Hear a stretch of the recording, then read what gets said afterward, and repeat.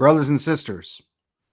Welcome back to another installment of Anti-Imperialist America. I'm your host, Dust James, longtime activist, revolutionary, political theorist,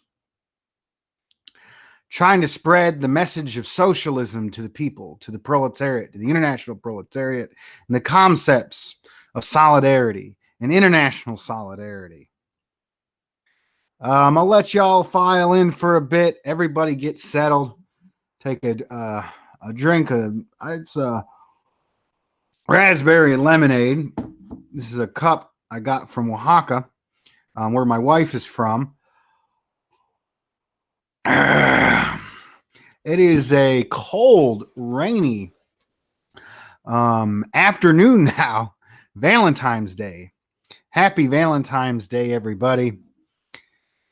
I'm still having issues with this streaming program.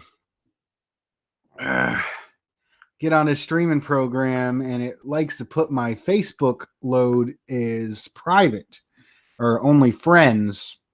And I got to get on here and edit the post to public so I can see the comments come up. Shout out to Itzla X. And shout out to Man of Steel. Thanks for being here. I'm always glad to have participation. Ask a question anytime. I answer all questions. No super chats necessary. And as long as I'm not overrun with questions, I'll answer about whatever comes down. I did name the title of the show after the latest Black Panther film, Judas and the Black Messiah. Usually if you put a film name into something, it gets more views. It's kind of,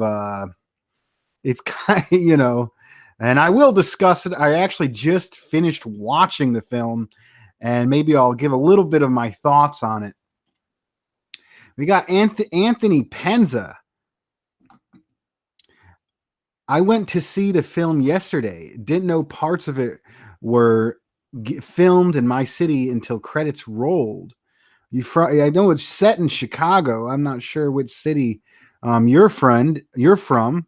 If you want to put Anthony Penza, if you want to put what city you're from so I can know where they filmed it at, that'd be great. It's glad to have us with you. It's good that you have the connection with that film. and I understand typos, especially in chats. I never seem to be able to type right when in a YouTube chat. So I'll get into I'll just jump right into the title of the show. Judas and the Black Messiah, Hollywood and the People. Man, I know Hollywood's been tripping for a long time. All you got to do is look, there's a good song by there's a good song by Public Enemy. And in the song, they talk about how fucking racist Hollywood is. And this was the late 80s, early 90s, where they talk about, I ain't paying my good money to see some of that racist bullshit. I'm not watching Driving Miss Daisy or else some kind of other bullshit like that. Interesting thing come up was it was kind of reverse Driving Miss Daisy with the damn y'all seen the Green Book? That was a decent progressive movie for Hollywood is concerned, but there was a lot of problems with it as well. My concern with a lot of this Hollywood stuff, they have a lot of power. Hollywood has historically been the soft power of a U.S. imperialist empire. And they never put anything into Hollywood productions that can have, revolutionary effects. They're not going to do that. They often, soften content up. And I think that's the case with the newest film. There's a lot of aesthetics borrowed from one of the most revolutionary movements in the United States. Fred Hampton and particularly the original Rainbow Coalition of the Young Lords, the Black Panthers, and the Young Patriots. Very revolutionary in the revolutionary theory of intercommunalism. is one of the most advanced revolutionary theories, specifically uniquely applied to the United States. Now, there was some positive aesthetics. The very fact that they're making a Black Panther movie shows a lot of progress. Even I'm 30 years old, and I don't even think they would have showed something like that in the 90s, to be honest with you. When I was a kid, they didn't make movies like that. Hollywood has changed. It seems like they're not really letting true revolutionary ideology come to the front, but they are letting a lot more Black aesthetics come forth, and a lot more revolutionary aesthetics. They're allowing that and manipulating that. Now, I think overall the movie had a positive message. I think it was somewhat critical of the Panthers. It was basically saying, why are you guys so violent? Why are you guys so revolutionary? There was the son of Fred Hampton, the mother of the son, the partner of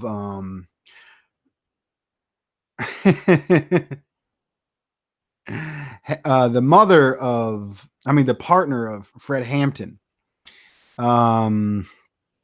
Not the mother. I'm a loss for words. The partner of Fred Hampton, who was carrying his child, made this thing like, oh, you don't have to deal with raising a child. Basically, it was saying that they were too bold, too revolutionary. It was a liberal smear on a justified revolutionary movement that is absolutely necessary, and didn't really get into it. That's interesting. Itzla X. It says there was a Hollywood movie, The Panthers, from 1995. That's pretty interesting. I didn't see, I think even if they had something cool like that, in the 90s, I guess it wasn't as big. I remember going to the mall. I was at the mall, and I have a shirt I bought from the New African Black Panther Party. And it had Fred Hampton on there, and it was pretty cool. In the movie that just came out, they had like that hat, that camouflage hat he had on, and I have a shirt that I bought from the New African Black Panther Party that has Fred Hampton with a camouflage hat saying, "I am a revolutionary," and they use the phrase over and over again, "I am a revolutionary." But they didn't really get into the material conditions of why revolution was necessary. It's a movie. It is what it is. I'll continue, but I'm really getting at a lot of these movies. They'll take our deepest desires for revolution, for adventure, and they'll twist them and they'll package them in a commodity to sell and to make money for directors and the establishment. The same establishment that takes money from the military and takes free weapons and military filming on military bases to recruit poor Black and brown folks to join in U.S. military, to kill people in Africa, to kill people in the Middle East, to kill people in Latin America. This is the same Hollywood infrastructure that is imperialist soft power that brought about this film. So, I don't know. It was think about where it's coming from. It was about as good as it could get. So I'm thinking, so they're trying to make money off this. It kind of reminded me. I'm in North Carolina. North Carolina, we had a very powerful union organizer in Winston-Salem. There was also a chapter of the Panthers up in Winston-Salem, and that came out of the tobacco. That came out and around a lot of tobacco workers, union organizing. The Panthers, a lot of them were in the union or around that. That had a lot to do with the communists in the 40s. That's kind of where, the legacy of where my training, Marxist-Leninist training, comes into play. But also we had another union organizer, Crystal Lee Sutton. Crystal Lee Sutton, they made a movie about her. It might have been back in the 90s. I think Sally Field played, they called it Norma Ray. Norma Ray, supposed to be the name of like a famous union organizer. And they made a movie about it. And the real person behind Norma Ray was Crystal Lee Sutton. And Crystal Lee Sutton organized the textile industry in around Greensboro, Winston-Salem area. And she organized black and white workers. I think in the 70s. And, there was a lot of racism in the 70s, specifically in a southern state like North Carolina. And I went to the memorial service of Crystal Lee Sutton. The group I was with and helped form, the Jobs with Justice, Triad Jobs with Justice, hosted an event to memorialize the great unionist, Crystal Lee Sutton, when she died. And I was able to meet her before she passed. And I remember meeting with her son, and her son was a construction worker, mostly non-union, and a working class person just struggling to get by. And he's like, not many people knew my mom was famous. We never saw a dollar of the Hollywood movie. That big Hollywood movie didn't change their financial lives, even though it made an echo on world culture, as became a household name, Norma Ray. The children of the real Norma Ray, Crystal Lee Sutton, didn't receive any of the funds. It didn't make any real impact on their lives. They had to continue to struggle. Not to say it wasn't a good thing they made the movie. I mean, it was good to have unionism at the front, but Hollywood's going to do it in their way. And that kind of gets what I'm going at, that these Hollywood companies use the most revolutionary elements in our dreams and ideas, and then make productions and sell them back to us. Also, again, there was a Julian Assange movie that came out a while back, and it was done by, I think, some kind of big Hollywood company, and they kind of made him out to be a bad or good character. And, they basically just sold the story of Julian Assange, and Julian Assange is still being tortured and held and, in solitary confinement. And he's losing his health for telling the truth about the imperialist system, telling the truth about the crimes of empire. I got a lot of comments coming down. Let me finish my little talk about the film and some of the parts that I thought were interesting. Judas and the Black Messiah. It's an HBO production. HBO is kind of interesting. HBO house box office. Started out kind of a cable network, has a little bit more racy stuff. I'm not sure. I think HBO might have had, did they have Breaking Bad and Weeds? I'm not sure. I don't really know. But HBO has this kind of thing for being a little more edgy than mainstream media to begin with, or more like, Fox or Disney or what have you. So you can get away with a little bit more. I thought the concept "I am a revolutionary" is positive, but it really didn't hit the anti-imperialist and communist elements of the Black Panther. It didn't really talk about them being Marxist-Leninist. It did use the word proletariat, but it also didn't make the international idea of international solidarity. It just kind of hinted little here and there. It was mostly used as an aesthetic to get people. Oh, Breaking Bad was AMC. My bad. But it's also a cable. That's also a cable channel that's able to do interesting stuff. I think it might have been Showtime that did Weeds.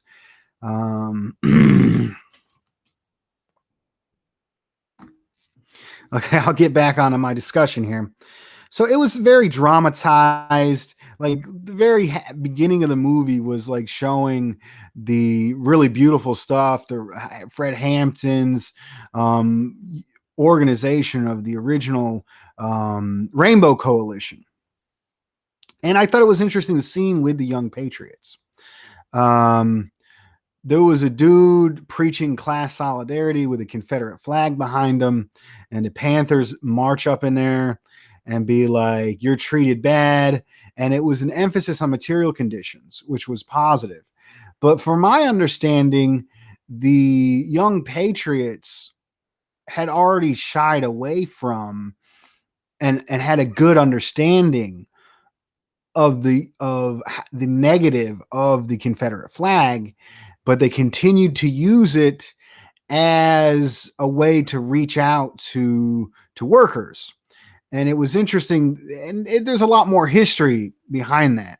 The Young Panthers were in a neighborhood um, that was economic refugees from the South, and they saw the Confederate flag. They call it their Southern heritage, but I mean, it's absolutely right for the Panthers to call it out that the Confederate flag, the rebel rag or what have you, is the representation of a political organization that only lasted 4 years, which whole purpose was to keep the Afro-American people in slavery. And I think it was right when the movie said, "Oh, that represents my hanging." And then the dude, the preacher in the movie, was like, "Okay, I get that," and he was real cool with him. And that was an interesting scene. I'm glad they include that in the movie. I think it was a little bit of oversimplification. Some of the leaders of the Young Patriots were very advanced, believe it or not, and they were actually helped train by and learned a lot from the Black Panthers, and it kind of glossed over that fact. But I did like the fact that he went up in there and he was stronger than them. Like, it was a position of knowledge and strength that Fred Hampton led or inspired and educated the Young Patriots. He went in there, some of his members of his organization in the movie were at least calling them like, "Oh, they're the overseers." And he was saying, "Well, what if the overseers united with the slaves and kicked out and overthrew the slave master? Y'all wouldn't be living in these squalid conditions." And I thought that was rather powerful. They didn't shy away from the black-white unite and fight, but they didn't represent the enemy, which is imperialism. They glossed over the fact. They didn't understand. They didn't put that the fight was necessary because of the material conditions that exist. If you love the people, you have to be revolutionary. And you have to be able to do whatever is necessary to defend the people. It's almost it's the difference between nonviolence as a principle versus a tactic. Kwame Ture, I can't believe it. Stokely Carmichael, his previous name, Kwame Ture. I'm probably saying that wrong, but was a great revolutionary, and he had some criticisms of Martin Luther King, and his criticism that nonviolence is not a principle but a tactic. When you use nonviolence as a tactic, it can work and it can be positive, but you don't always have to be nonviolent. And to be nonviolent in the face of the violence every day from the capitalist, racist, capitalist, imperialist system can be a disservice to the people at times. And I think the movie had a message of nonviolence as a principle. It had liberal criticisms of the Panthers, but it also used it to sell, those aesthetics. I think that's about all I got for that movie. But the original Rainbow Coalition, I think, is one of the most revolutionary moments in history. And I think it's interesting. A lot of times, Hollywood or the establishment, the political establishment, will jump in front of ideas before they hit the scene. Like, I know there's been a lot of popularity amongst Black Panther groups, have been getting stronger and been in the public eye. New African Black Panther parties, as well as others. I've had comrades join them, positive folks. I know they had issues, but that these ideas are resurfacing in the changing economic material conditions. Things are getting worse for people. White folks, black folks, people, things are getting worse, and more people are looking for alternative ideologies. And people are looking into what the Panthers did. They're becoming more popular in culture. So a lot of what they do, they'll jump in front of ideas that are at the forefront and then frame them in their way. And I think they did the same thing with Bernie Sanders. Socialism was coming back. People are tired of the McCarthy-era lies about socialism. So Bernie Sanders stepped in front of the upcoming cultural emergence of accepting socialism and distorted socialism and made socialism something that it was acceptable to the imperialist system. Sheepdog Bernie Sanders. And I think the movie Judas and the Black Messiah has a similar has similar tones and similar motives.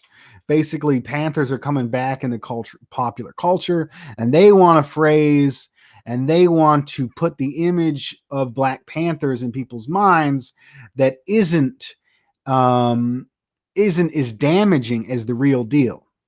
That drains some of the anti-imperialist components and drains some of the need for revolutionary fervor with a liberal criticism.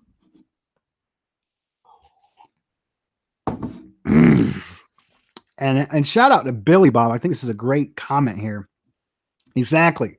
Liberalism embraces some of the left aesthetics in an attempt to blunt and disempower it. Exactly right when I'm talking about Bernie Sanders and Hollywood in general. Maybe I'll go through some of these comments. The Falcom General, hey guys, right on. Right, good to see you. If you want to get in the comments, I'll give you a shout out. If you guys got any questions, and thanks for pointing that out. Manny Martinez, Breaking Bad was AMC, right on. Talk about austerity measures in India. Millions of people and farmers are struggling against it. I don't have a lot of understanding about the situation in India. I was able to interview a Indian migrant living in Australia, Jay Theron Paul, I believe his name is, on my show with comrade from Australia, David Fox, Working Class Revolt. If you want to go back and watch the Jay Theron Paul episode of Working Class Revolt, he discusses the situation in India in depth. My understanding is there was farm protections where the farmers would sell to the government, so they have basically a guarantee on price, and then those would sell to the corporations, because if the farmers sell directly to corporations, they get horrible deals. And you can see that in North Carolina, there's a lot of independent family hog farms and poultry plants. And basically, these independent farmers get into debt, making these huge chicken houses and hog houses at the specifications of these large companies. And every aspect is so controlled. The price they sell it for, everything they have to do standard wise, along with the tobacco companies and the growers. They also have to sell directly to these large corporations. So India was actually more progressive in that sense. I mean, there's a lot of agricultural subsidies as well that kind of make up for that. They basically repealed that buyer protection, which put, a spiral down and already affected by COVID into rural India. There's a lot of starvation in rural India. And there's a little bit of class dynamics. a lot of the people that benefited were more the middle class, rural people. But if you know the middle class farmers or the petty bourgeois, you have them would, um, if their profits were to go down, they'd put that on the lower. They would use their power to make it even worse for the rural proletarian Indian workers, rural workers, agricultural workers.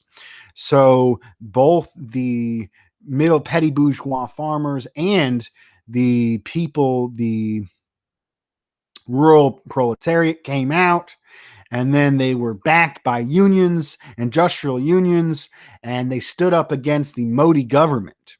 And the Modi government was supposed to be an independent nationalist, turned out to be just another stooge of U.S. imperialism. So it's a just struggle, and it's going to be interesting what comes out. Things are tight right now in the international economy.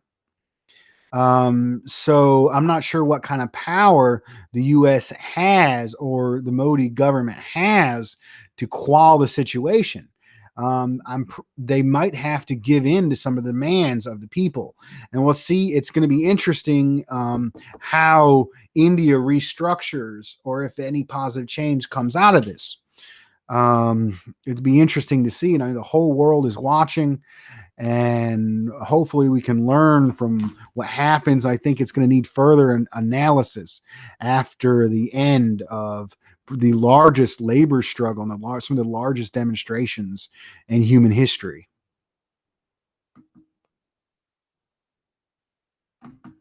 What's your opinion on Billy Jack Films? I'm not sure who Billy Jack Films is. My bad, comrade. And I was very happy to answer your question, Colon, and very happy to have you here.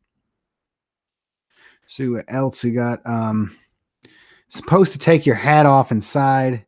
Well, I'll take my hat off for you, comrade, Victor, what have you. I think it looks better with the hat, but you know, it is what it is. I think, you know, it's a YouTube show. I'm trying to get a persona. I go through different hats, usually wear a flat hat. This is actually a derby hat. It's not a full-on cowboy hat. It's a little bit in between. And I kind of like it. It matches. I've had this old suede jacket for a while, and I kind of like it. It's actually really nice in the winter. A little hot in here. Maybe I can save a little money. People made fun of, if you go back to some of my earlier videos, I was wearing a leather jacket with my suit and tie. I thought it would look kind of cool. You know, I was trying to get some of the Panther aesthetics myself. You know, they're a big influence on me as well. And shout out to Charlotte Forrester. Hey y'all, that's awesome. Let's see what else kind of comments we got in here. Yeah, Victor, nice to have you. Howdy, partner. I'm going in reverse. Anthony Penza says Cleveland. So that makes sense. The show was supposed to be set in Chicago. Cleveland's also a Midwestern city. I've been to Cleveland a few times, and it's definitely part of the Rust Belt. A lot of deindustrialization has happened in the first world, or at least globalization. They've been deindustrializing the first world, and it's having a devastating effect on what was formerly the labor aristocracy. There's a lot more room to organize coalitions like the original Rainbow Coalition. That's what I get on here and do. A lot of times I have friends and comrades in the Chicano revolutionary community. Last night we had a great show with Ignacio de la Sol, quality comrade. He was actually part of the United Panther movement and the Brown Panthers at one point, and now he's getting more into studying Chicano history and the material exploitation of the Chicano people. And I was very glad to have him on here. And he's actually a Maoist, Marxist-Leninist Maoist, which is only slightly different from some of my understandings. It's hard to even put a label on some of my understandings I've come to. I called myself a Marxist Leninist, but I have adopted certain aspects of both Maoism and 21st century socialism. And I believe we need to learn from Bolivarian socialism. I think we need to learn from what's going on with China and Xi. And I'm not sure if I would call myself a Maoist, but I have a lot of respect for my Maoist comrades. A lot of them are doing exactly what needs to be done, boots on the ground, out of the out of the movement to the masses. Some of the best comrades in the United States and the world are Marxist, Leninist, Maoist. Not to say all of them, there's certainly some weird tangents and problems with that. And if you want to go back and look at the books that Comrade Ignacio de la Sol talked about, you can learn more about those there.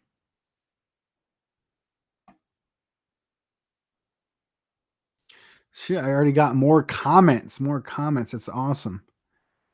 Here we go. I think there's 4 Billy Jack movies total. The first one was Born Losers. It's not ringing a bell. I've watched a lot of movies, but I haven't heard that one. Maybe I'll look into it. It's a good movie. Anthony Penza, if you want to tell me if it's a good movie or not, is that a recommendation? Maybe I'll watch it and maybe we can talk a little bit if it pertains to politics. A lot of the east side of Cleveland still has the 1960s, 70s look. And it makes sense because it was basically deindustrialized since the 1960s and 70s. It hasn't really been built, continue to be built up as Chicago and other places have. Billy Bob, I think it's cool to have an authentic working class truck driver comrade. You got a wealth of wisdom and knowledge. You reference many things that I've never heard about. Thank you for that. Well, thank you for being here, and I try to do my best. I was actually going to go into some reflections about, the movie actually made me think about a lot.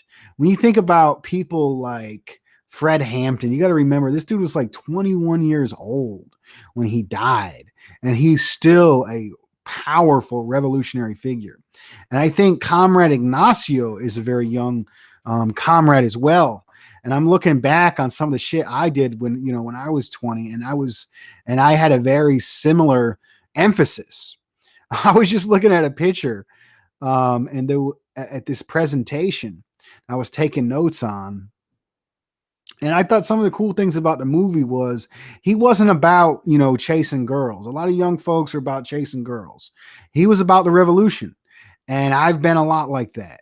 I always put when I was, I got married. I had a girlfriend at the time, but I was never about chasing women. My emphasis was on the revolution. And there's an old picture of me sitting in front with a Che Guevara at this classroom in this community center.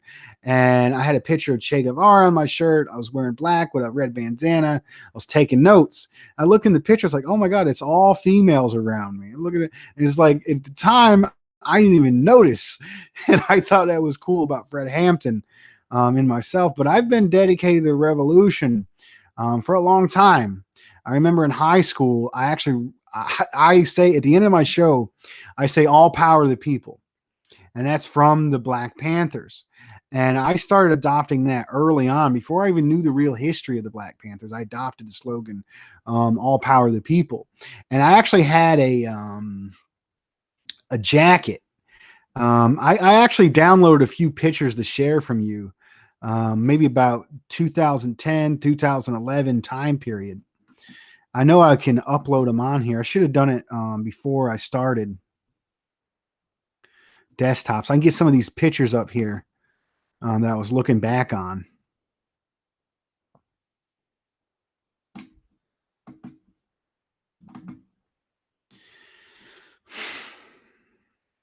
see if it comes up. Okay. So here's a picture. This is a picture of me, I think 2009 when I first got into college. And believe it, I had a cheap faux leather jacket. And on the left arm was a peace symbol with spikes. On the back of it with red and white lettering had a fist that said, and the words "Power to the People." And I did a lot of organizing in that jacket. I remember one time I went down to the unemployment office and we're trying to have a rally of the unemployed to demand that the government provide jobs for people and provide jobs programs. Maybe try and maybe even form unemployment councils. I think that's absolutely necessary. This is what they did in the Communist Party in the 1930s and the 1940s. And the hat is actually, I had a lot of friends from Mexico, and the hat is actually a homemade version of the Zapatista flag, black flag with a red star in the middle.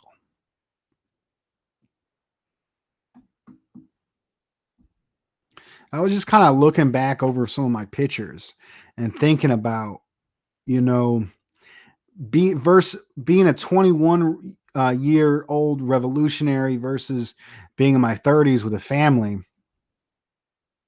and how Fred Hampton, was killed while his son was being born. And there's something about that time where, as a revolutionary, when you're ready to dedicate your entire life to the cause. And I actually became burned out a little bit, and I got into truck, and I kind of got back around into it, doing these shows.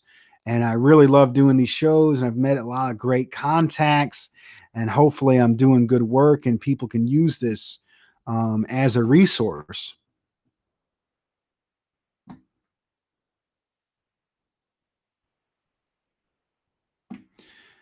And here's I thought that hat was pretty cool. I actually became a little bit disillusioned with the Zapatistas, which are an amazing group, but they be kind of came, independent.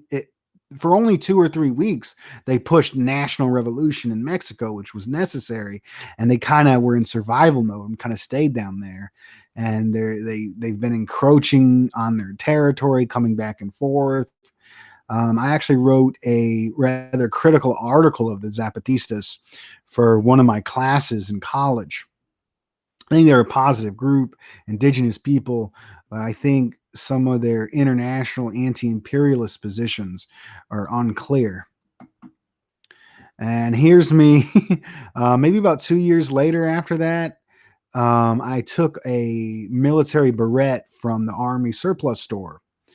Um, and I took off the cadet patch. The cadet patch was blue. They used to be standard issue. That's no longer the case. I think in the military, they reserve some of those, the berets, for more specialized groups. They used to give them the cadets. So these things were like a dime a dozen. I think I got one like $3-4. Stuck a red star on it, leather jacket. Um, and I was really influenced by some of the Chicano nationalists. I have an indigenous shirt, an Aztec shirt on in that photo. I was just figured I'd talk with y'all, have a good conversation. I got that hook in about the movie. We're about 38 minutes in. Billy Bob is asking which university I went to. I actually attended Guilford College, which was a Quaker founded school. And I actually did an internship with American Friends Service Committee to do counter recruitment. And it turned out that that school was kind of elitist. Was a private school, and they hooked me with scholarships for the first year, then took them off. So I went there. I ended up going there 2 years, and then going to a public school, University of North Carolina at Greensboro. University of North Carolina at Greensboro is right next to A&T, and A&T is where they had was the beginning of the sit-in movement. And there's actually a beautiful museum in Greensboro. And it was also the place of, I believe, the 1970, it might have been 1979 Greensboro massacre, which were the cops and the Klan got together and decided to assassinate communists. We're having a rally with the Panthers, Death to the Klan rally. 1979, and so you think about the assassination in the movie, the uh, Judas and the Black Messiah. Um, they basically they straight up assassinated the Panthers. The Panthers represented revolution, and they couldn't have it. They saw them, showed him. It showed in the movie. They showed him as the enemy. And that's absolutely right. And that was the case in Greensboro as late as 1979, right before the beginning of the 80s. They said they were saying like, oh, the early 60s, the late 60s, early 70s. Well, Panthers were still around in the late 70s, and there was a massacre in Greensboro, North Carolina. And I actually have had threats over the years when I tell people I'm a communist. People will be like, "Oh, you see what happened to them people down there in Greensboro." I get death threats about that. Let's see if I got any more old pictures to show y'all. We're hanging out, having a good time. Here's an interesting picture. If I can get it to load. Oh, I should. There it goes. David Fox, great to have you on here. Nice to be with you. Quindy. Hey, Quindy, I really love those clips you made. If you want to make more clips, that would be really appreciative. I love your clips. Shit, I should go back and is it okay if I download that clip and repost it to my channel? Those clips are awesome, Quindy. Thank you for doing that. Some of the latest episodes of Working Class Revolt, both with Carena and Ignacio, had a lot of great clippable material, and my video editing skills are not up to par for that job. So if anybody, and that goes for anybody, if anybody wants to take any of my work and clip it and repost it to their channel, I would love that. It's something great you can do to support my show. All right, here's an interesting activist movement. I think this was 2009, 2010. I'm not too sure. Might have been 2011. But this was well, thank you for allowing me to saying I can repost it. And thank you, Quindy, for doing that. This is an interesting activist moment. This is the red shirts are the NCAE, the North Carolina Association of Educators. And I went as a student activist. I marched with the student coalition to support the teachers union and demand better schools, oppressed national studies. A lot of people call it ethnic study. I call it oppressed national studies, Chicano studies, Afro-American studies. But I went with them. And I held my Che Guevara flag, my red flag with Che Guevara on it. And I was actually called out by some of the organizers, NCAE, that they didn't want. I was not welcome. They did not welcome me as a socialist. They didn't want to be the teachers union to be associated with socialists. It was kind of hard. I don't know why they chose red, and that shows that how much things have changed from 2011 to 2016, where Bernie Sanders is supported as a socialist, a democratic socialist, but I was being kicked out of a teacher's rally for having my flag. And the cops are trying to talk with me. They're saying like, hey, they're saying you're not welcome here. Or do you support this group? And I was like, yeah, I do support this group. And there's like, nothing we can do about it. He's going to have to stay there. And this dude came up over here on the right. These are both pigs. The dude with the dude in the front where he sees back of the head, that's a pig. The dude back here who's talking with me, that's a pig. This other dude behind the dude with the back of the head, he's actually a lawyer. And he like ran up to me and said, here, let me be your legal counsel. Free legal counsel for activists. It's like, holy fuck. What the fuck? It was kind of cool what I got myself into there. And then fuck. Now I'm showing my screen. I don't want to show my screen. I got more media to post about that particular incident.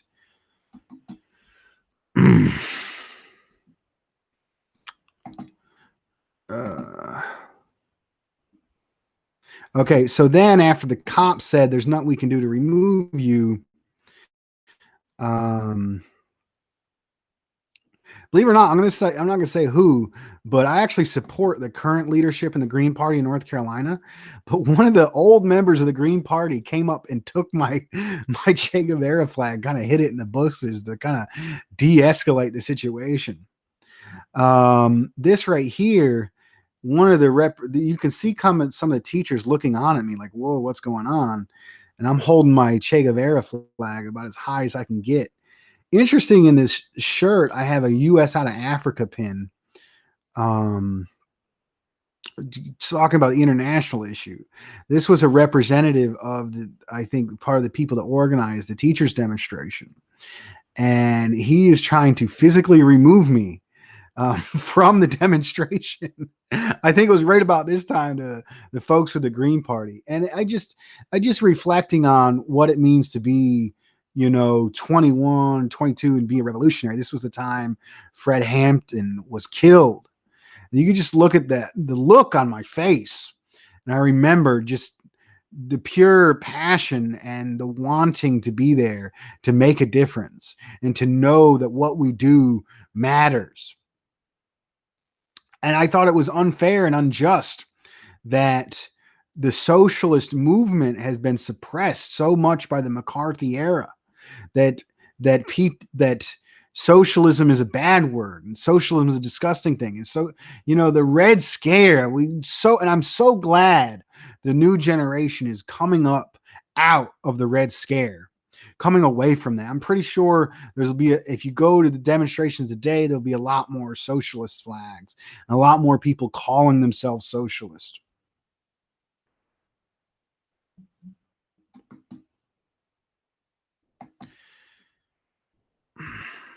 Get another picture up here for y'all.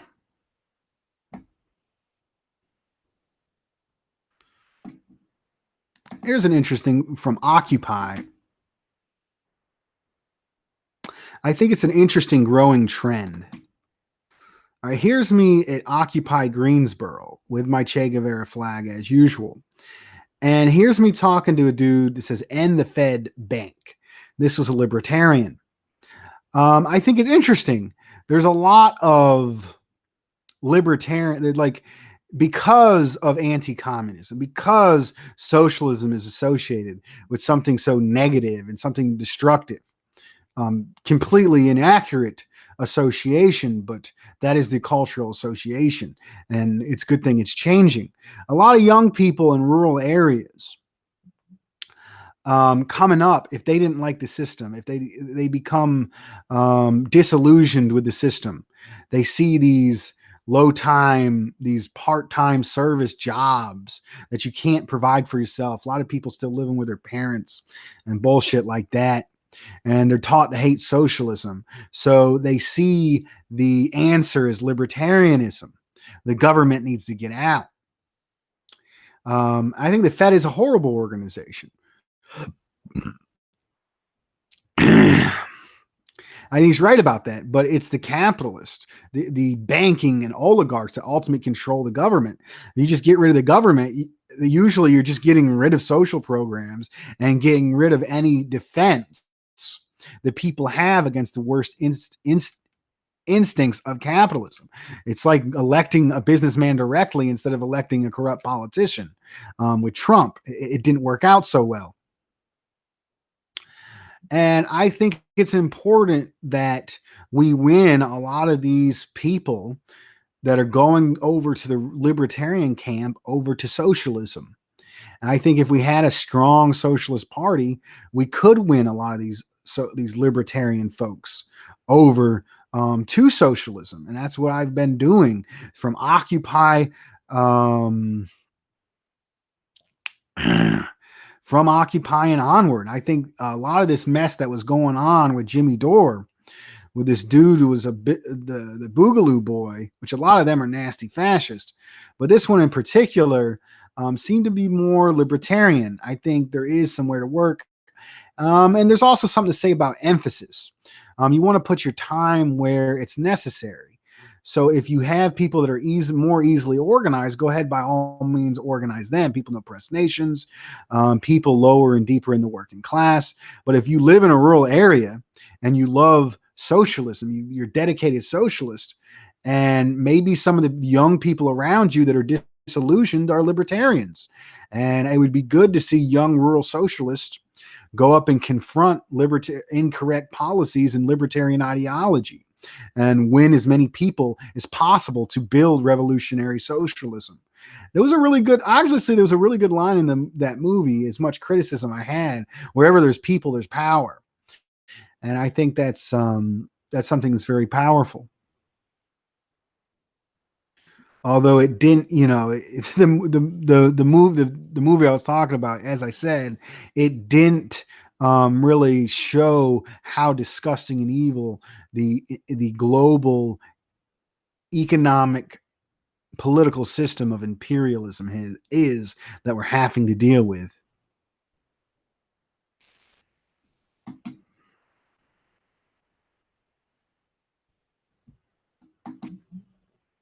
Maybe I got a few more pictures for it. Looks like Billy Bob got a question.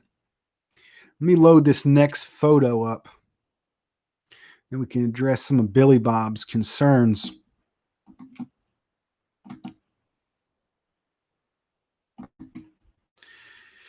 All right, Billy Bob. My mother-in-law is stuck in the car with me and gets to listen too. She asked if the red and red scare was Democrats or Republicans. LOL. Bless her heart. SMDH. I think it was Jimmy Stewart. It was a while back. And Jimmy Stewart and somebody from the Labour Party in Britain. In Britain, the colors for the Conservative Party are blue, and the color of the Labour Party is red. And it makes perfect sense because there's some socialist roots to the Labour Party. They're firmly an imperialist bourgeois party now, but they have some socialist roots. And their song, actually, Keep the Red Flag Flying Here, is a socialist song. And I think Jimmy Stewart and somebody from the UK Labour Party were getting into discussion. They said, well, why is that? Why is it that the left party is red in UK and the so-called left party in the United States is blue? And in all reality, we've completely lost track of that and the history of socialism, of how socialism changed the world. About socialism, the Soviet Union inspired national liberation struggles. The Soviet Union inspired civil rights struggles of the African American people in the United States, and inspired the labor movement in the United States, inspired the CIO, inspired the Unemployment Council. They gave us the little rights and power we have as workers to this day. Unemployment insurance, the weekend, labor rights. These were fought by unions that were founded and led by communists. And they destroyed the Communist Party in the 50s, and they continue to destroy what was left of the labor movements of the 70s and 80s. And we've been going further and further into worsening conditions. And the answer is people power. And the answer is a communist party. And the answer is revolutionary organizations like the Black Panthers, the Brown Berets, my friends at Telehaguire and Onward.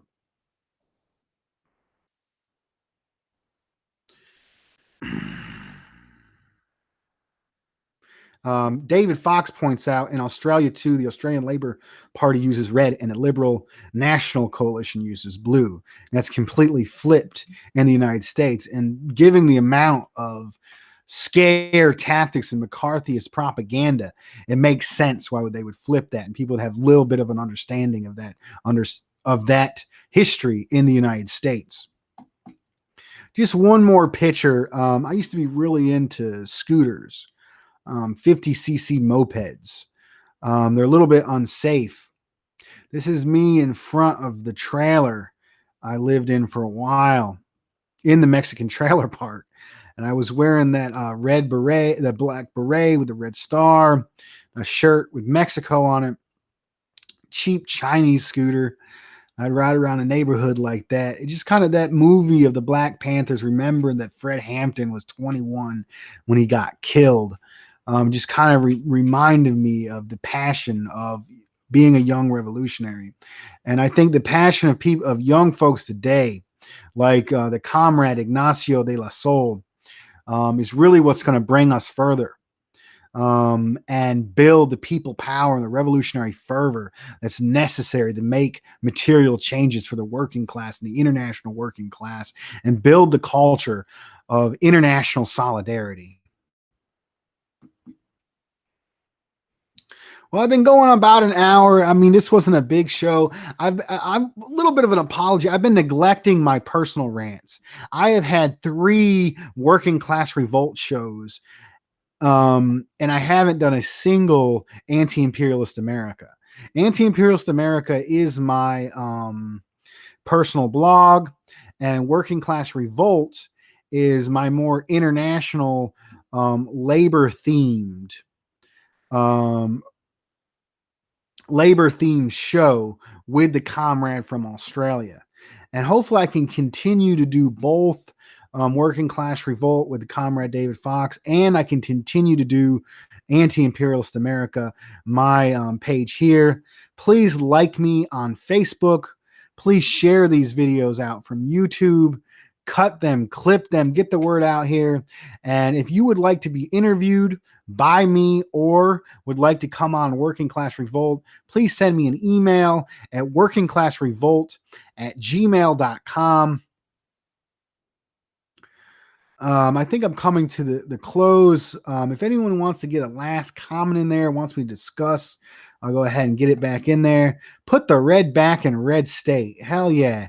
Let's make North Carolina a real red state where the African American people, Chicano people, Mexican, Latin American immigrants, and the working class, the exploited masses of the people, those who are the least, come to the power, where Jesus' saying of the first will be last and the last will be first come to fruition with a socialist revolution.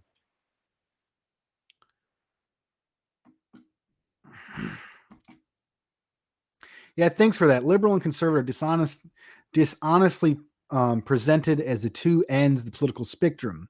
In reality, both groups are on the right, and the left is not represented in the United States. You're absolutely right, Billy Bob, and it's really great to have you here. I think I'm going to end it on that note. As always, comrades, all power to the people.